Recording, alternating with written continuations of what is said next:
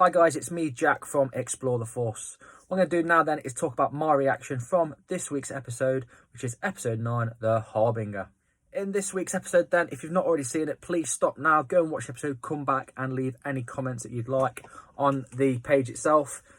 Big talking point is Ventress. She's alive. Lots of questions are being asked. If you've not read the book, The Dark Disciple, I highly recommend that as well. I'd managed to just finish that in time so I can see where all the questions are coming from. However, we've had confirmation that Asajj Ventress, the update on how she's alive, etc., will be explained further down the line. It's also been announced that she's going to be appearing in live action. I know we had a guest on, Michelle, who's an absolutely amazing stunt person, awesome with lightsabers, and I can't think of anyone better to be Asajj than her. So big shout out to Michelle Smith. Hopefully she lands this role. Now the episode itself, it started off with Wrecker and Crosshair helping a fisherman out. Always good to see Wrecker and his banter and seeing a bit of recognition going towards Crosshair's way for helping them out. Again, you can still see that it's a little bit alien for Crosshair to be, if you like, getting that good recognition after being the bad guy for so long again. But it quickly switches fire straight to Asajj making an appearance. Now, first thing I'll mention about Asajj is the whole new look. Absolutely dig it. Looks amazing.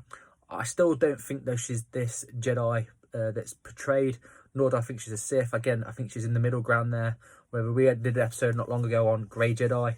So again, I'm going to class Asajj, if you like, as this Grey Jedi. Now, in the episode itself, again, she's talking about Omega and trying to get this information. What is the M count?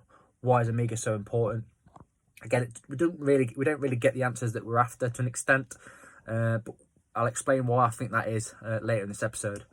Just a bit more about Asajj. Again, the whole new look. You know, got hair now, which is obviously a nice new look for her. She's still looking quite proud, stern. She's still got the Ventress from old Clone Wars vibe about her as well. Still not to be messed with. Unfortunately for Bad Batch, they find that out, and again, it just shows how powerful Ventress is. Another little thing that I picked up on in the episode I thought was absolutely class was when she's training Omega out in the sea and she's calling the fish using the Force. But unfortunately, I think because she's used the dark side before, I think that's the reason why we get that, let's just call it a monstrosity coming out of the water to attack them. I think it's clear to see in the episode as well, she still looks quite downhearted, upset if you like she's holding something back. It's good to see that she's still got the links with the Bounty Guild as well. Obviously, that's how she knew where they were through Fennec Shand. And obviously using her skills, if you like, that's what she mentioned, how she found them. I also love the new colour of the lightsaber. Again, it explains it quite well for me. The whole neutral feel of Ventress, we don't really know where she's at.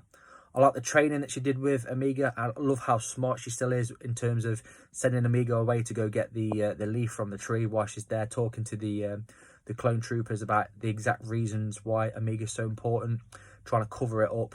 And I also think it's really, really clever that how she trains Omega or puts her through those tests. You can see exactly how powerful or if at all she is in tune with the Force. Okay, so in this as well, we do get a bit more answers about the M count and Omega. If she has got quite a high M count, she does explain to Omega exactly what it is to an extent, and also the clone troopers, but she also does a clever way of, I think, covering it up how powerful or how high the M count is with Omega. I've seen theories about Omega and Ventress and Voss eventually taking off together. Can't really see that happening, if I'm honest. I do think it's very clever on Ventress' part, though, when she is talking about Omega to the clones, when Hunter does realise that she is actually lying. And I think he sort of is grateful for her for doing that. But I think at the end of the episode, they do realise how in trouble or how sought after Omega really is. And again, overall in the episode, we talked about it earlier, Ventress's fighting skills, she absolutely demolishes all three of the Bad Batch, which was quite funny. And I do like the fact that she did that without using a lightsaber. Again, when they do get their weapons and she has got a lightsaber, she's just as good as well. So it's good to see she hasn't lost any of that prowess. I really like a ship as well, I will mention that. Nice little nod to the book, Dark Disciple there. And I think that we will see Ventress again. I think she will come and help.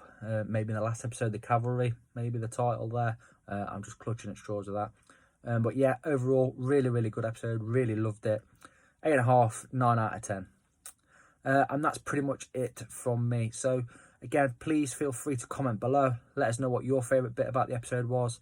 Any thoughts, any predictions. Find us on Facebook, Twitter, YouTube and Instagram, TikTok and Threads. Explore the Force, all one word. Please come and join the community. Let us know your thoughts and feelings. And before I go, may the Force be with you.